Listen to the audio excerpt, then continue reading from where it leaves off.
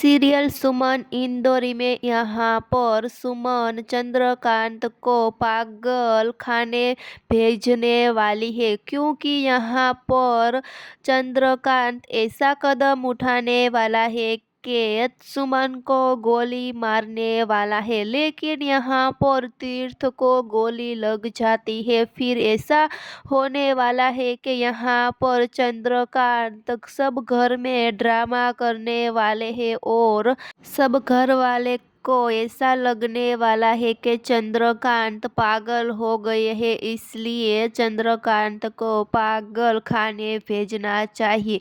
लेकिन यहाँ पर सुमन ऐसा कदम उठाने वाली है। जी हाँ दोस्तों, यहाँ पर तो देविका भी चंद्रकांत के साथ शामिल है और दोनों ऐसा प्लान करने वाले हैं कि सुमन को मारने के लिए कोशिश करने वाले हैं चंद्रकांत और देविका। जी हाँ, आगे शो में धमाकेदार ट्विस्ट मिलने वाला है। आगे देखने के लिए जुड़े रहिए, सब्सक्राइब और कमेंट करके जरूर बताना।